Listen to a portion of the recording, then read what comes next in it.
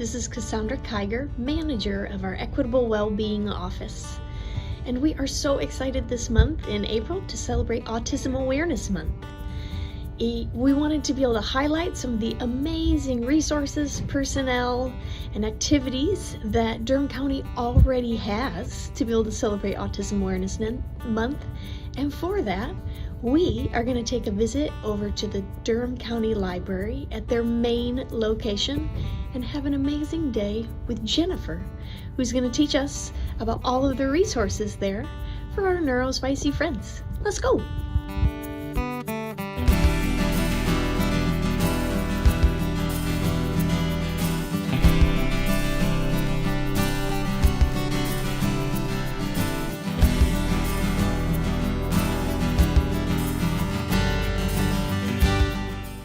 Hi, I am Jennifer. I am the Accessibility Services Coordinator for Durham County Library.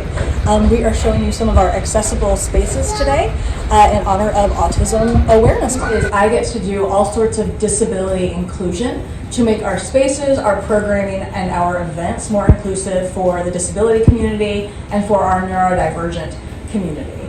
I have three kind of specific areas that I get to focus on. The first is programming. So that's like your events, your story times, your author talks, making sure that those are inclusive, providing super inclusive programming either at the library or out in the community. My second part of my role is partnerships with local disability-centered organizations. So either bringing the library to them, bringing them to the library, providing programming, partnering together to provide community development opportunities out in the community. And finally, I do some staff development. So that is providing training opportunities with different organizations or just through myself for our library staff in terms of sensory engagement, disabilities, good customer service for people with disabilities, which spills over into just good customer service. It's important because the library is a third space. It is where anyone and everyone can come and should feel welcome, but that has been overlooked in the disability community for too long. Durham County saw the value in having someone who is focused on making sure that the disability community is fully integrated and included in the library system, in accessing its resources, in leadership, and enjoying what we have to offer.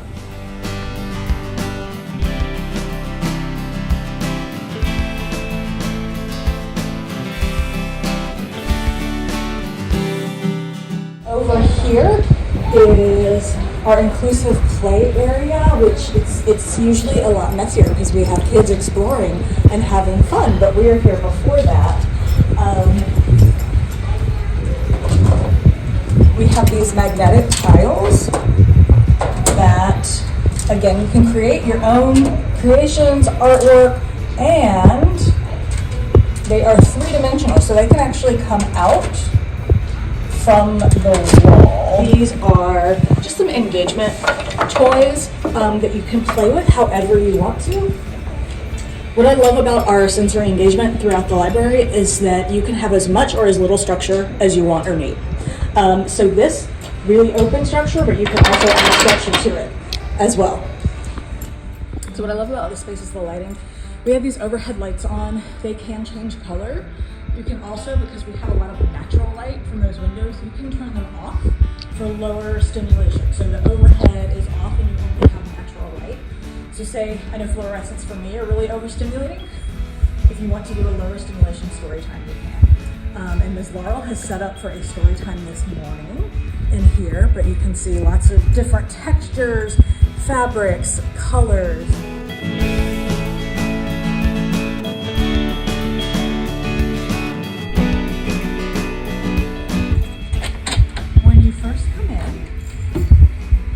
Multi-sensory environment is by reservation only. You reserve it like a study room. This is what the room looks like. There isn't much sensory engagement going on, but that is because we want people to control the environment themselves to a level that they are comfortable with. So multi-sensory environments were originally developed in the Netherlands in the 1970s, called Snoezlands, originally created for folks with disabilities, neurodivergent folks. And it quickly became apparent that sensory engagement is something that everyone needs, no matter where you are on the autism spectrum, if you're neurotypical, able-bodied, have disabilities, anyone can benefit from sensory engagement. So Sarah Alverson, our community engagement administrator, wrote a grant for the IMLS, that's the Institute of Museum and Library Services. But they funded the building of this space, as well as our sensory calming room, as well as our sensory kits, sensory bins, and my position was originally grant funded. This is the room where nothing's really happening. I am going to show you now how we turn everything on in this space. So again, you reserve it like a study room. Everything is labeled. We also have a binder over here that's an instruction manual that shows you with pictures and words how to use everything. And of course, staff are always happy to help as well. So first, we have an iPad. I'm not going to turn this on yet because we're going to listen to music from another way, but the iPad has various like nature sounds, classical music, and then we plug in, everything is labeled. We're going to plug in our projector, and we're going to plug in our waterbed stereo. We do have a diffuser. I'm not going to plug that in just for scent sensitivities, but we do have a diffuser where I switch the scent out every like month or so you can get that engagement with scent as well. So you probably hear some music right now. I'm turning on our light panels, which is just a touch. We try to label everything, try to make everything as easy as possible.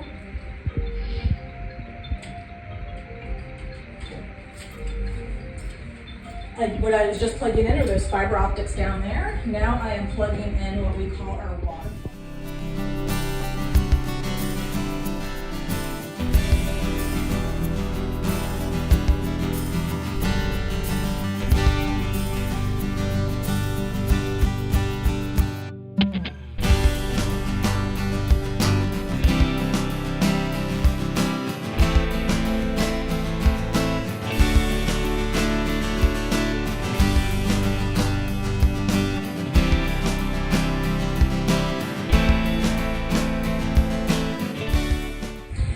So everything in this space can be interacted with in a variety of ways. The bubble tubes, not only is there the visual component of the colors, you can touch them. They vibrate under your hand. It can be very soothing, very calming.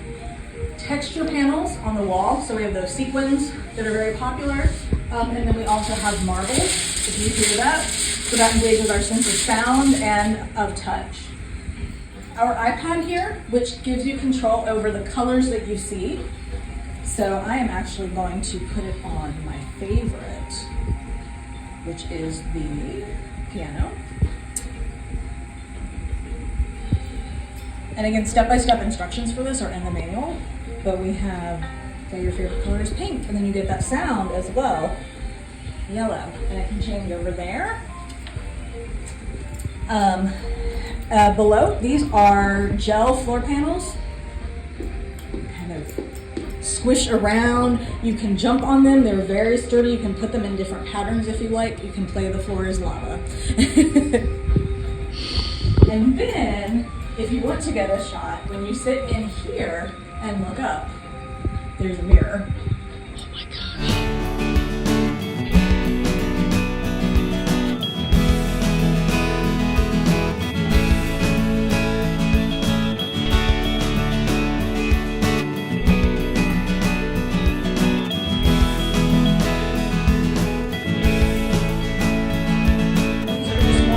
Textured floor, like puzzle pieces, so you can use your hands. You are welcome to take your shoes off in this space as you play and explore. Welcome back to the 1980s. This is our vibroacoustic waterbed. It vibrates to the beat of the music that you're hearing right now. So it is one of the most popular pieces of equipment in this space. Kids love it. It feels safe, it feels calming, but you can also play on it and explore like we're pirates or we're in the pool. Adults find it very calming too. You can just sit on the bed with or without the music and relax and meditate. And the space is for use with all ages.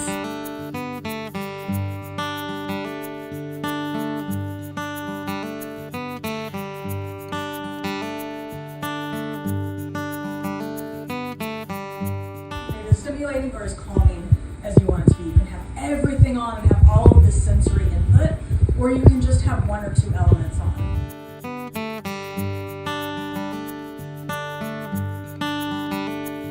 So if you don't already have your library card, please come to any of our locations to get one. We are happy to set you up. And that means that you also have access to all of our accessibility options and sensory options at our libraries, including the multi-sensory environment at Main, which you book just like the study room. If you have questions, you can contact me directly. You can ask anyone who is on desk, but they're able to make a reservation so you can use this space for sensory stimulation, any kind of sensory engagement, or just calming your mind, a place to recenter yourself. And we also have a sensory calming room that we'll be showing you that is on the first floor that is available at all times. So even if you just pop in, you don't have to show your library card or anything, you can pop into that space and use it.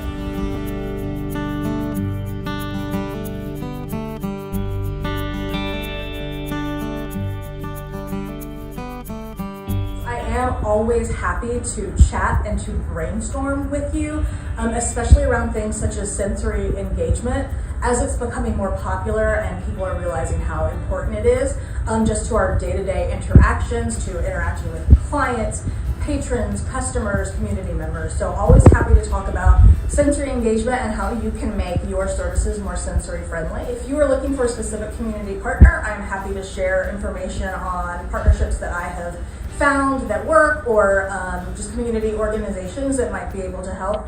And I'm always happy to do some research and help you find, if you're looking for specific information on, say, the intersection between autism and housing insecurity, if there is an intersection, or anything like that. Because in the library, we love information, we love research.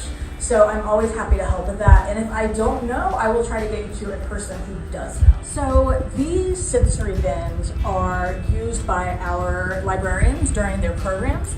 A lot of times used for kids, but can 100% be used for adults as well. I always try to encourage, let's have some fidget toys at any event that we have, for adults. And so in this bin, you will just find different little smaller sensory engagement things you can hold in your hand. So if you're having trouble concentrating, you just need to look at something different in order to hear what's going on. If you need to self-soothe, these, like for littles, they can chew on them if they want to, And we also have our sensory bins have headphones. These are the small version, and sunglasses as well. So if you're feeling sensory overload, you can use those. These are, again, used by our librarians during programs and are at all locations. If you are ever feeling sensory overload during a program, you can just ask the person leading the librarian, hey, do you have any sensory tools I can use? And we always encourage people to bring their own if they need to. Please bring your own headphones, bring sunglasses, bring fidgets. You are welcome to bring whatever you need that will help you either soothe or be engaged. These are our sensory kits. This is available for checkout. So with your Durham County Library card that everyone can get, you can check this out. Right now, they're only available at Main, but I'm working on getting them available at all of our locations. You can just ask at the main circulation desk, which is on the main level, for a sensory kit, and you can check it out. For up to 7 days, it automatically renews up to 5 times. We are fine free, so you will not be fined for anything, even if you return it late. Inside are different sensory engagement items, as well as inventory sheets in Spanish and in English. So this is everything in the kit. And this is a way that you can kind of explore sensory engagement at home on your own time and figure out what works for you and what doesn't. Like, this is a little timer, so if you like having timers for things, or if your kiddos are working on transitions, you can do something like that. We have, this is my favorite, again, love the 80s, slap bracelets. So that, and you can kind of figure out, hey, I really like this, I really respond to this.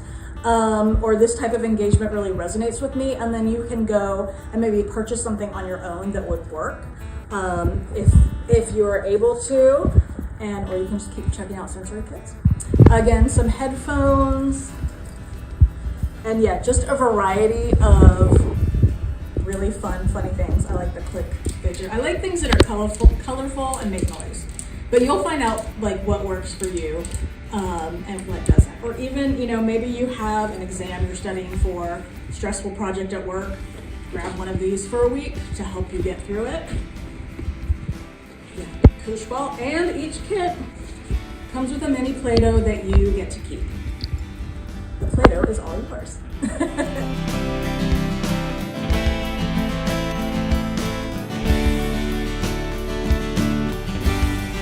Thing that our 3D printers are capable of doing is printing adaptive tech, little assistive tech items such as a sandwich holder, pen holders, that kind of thing. So if you're interested in that, we also offer this to the community. There is a charge for filament. It is pretty inexpensive.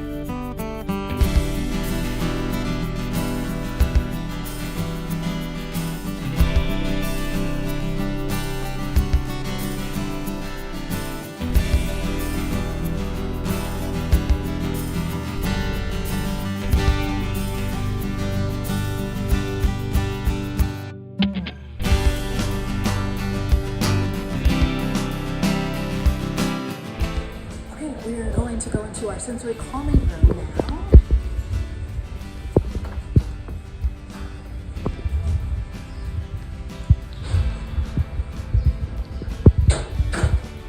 So this space, it's like our multi-sensory environment. It doesn't have as many elements, but you're welcome to come into this space at any time and use the equipment. Projector, we have, this is called a cozy cave that has fiber optic lights in it. Kids and adults can use it. Very comfortable chair and bean bag. We have some calming music playing, bubble wall.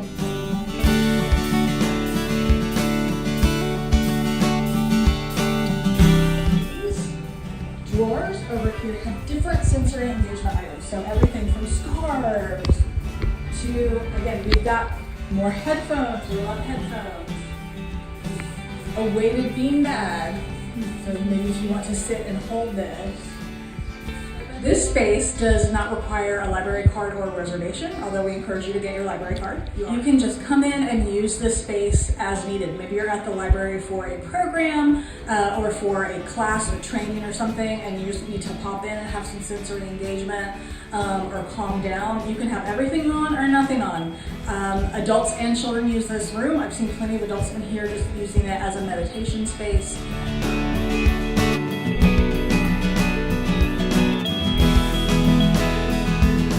Every library event and program, when you're looking it up online, it has tags. So it might be, the tag is that it's for children or the age group, but we also have sensory tags, which I love. We have a sensory friendly tag, and that means that the program either has like lower sensory engagement, or they make sure that they have that sensory bin on hand as needed. We also have stimulation level tags, so we have high sensory stimulation, low sensory stimulation, and high and low sensory stimulation. Whenever you see those tags, it should be included in the description of the program, like what elements are high stimulation and what elements are low stimulation, so you can decide what works for you, what works for your kids, for your clients even, and using it. And at every single Durham County Library program and event, accommodations are always available. We do have an accommodations available tag, but that is more or less just to get the word out there. Even if you don't see the tag, accommodations are available. And if you ever have questions about accommodations, you can reach out to the person doing the program, and then if they have questions, they'll reach out to me. You can, of course, always reach out to me directly if you have questions.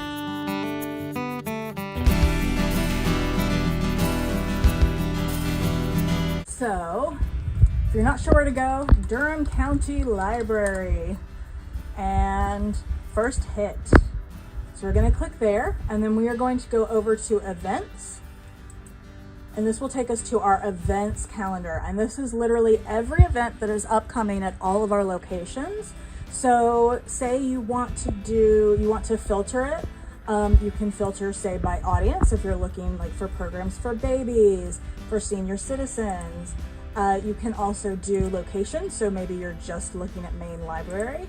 Also in category, that is where, again, accommodations available at every program, but if you specifically want to see ones where maybe it's been announced, you can. And then we are going to scroll down. So we have high and low sensory stimulation, high sensory stimulation, low sensory stimulation, and sensory friendly. So I'm just going to click on the sensory friendly tag and see what comes up. So I did that, and we have restorative yoga. We have natural building workshop with the Mud Dauber School. That sounds awesome. Maintenance fundamentals with home repair lab. Sensory explorers at Bragtown branch. Sensory room experience at East Regional, etc. So you can scroll through, and then some require registration, some don't. If you need to register, you would just click there. And if you want to know more about a program, click. This is the person running the program. Again, this one says if you have any accessibility questions or accommodation needs, email us at MakerSteam. So you should see that on most, if not all, programming. If you don't and you have a question for yourself or one of your clients or community member, you can reach out to me. Accommodations are always available regardless of whether or not you see that paragraph. Okay, so I'm going to walk through how to make a sensory room reservation. So we're going to go back to Durham County Library, and we are going to go to Programs and Services using the library, and we are going to go down to Accessibility. Accessibility, this is our overview of what we have at all of our locations, what we offer. Again, you can always reach out to me if you have questions. Scrolling down to sensory support, and then I'm clicking on multi-sensory environment. This is an overview of what the multi-sensory environment is, information we would like you to know, features that are in the space. And then if you click here, sensory room reservations, it will take you to the space. So what you do, say you want to book it today for 1 o'clock, and then go down here, choose your end time. You can have it for up to 2 hours. So let's say maybe you want it until 2:45, and then click submit times. And then you will just put in your library card number. Your PIN is a 4-digit number that only you know. If you don't remember your PIN, you can have it reset at any library location. Yeah.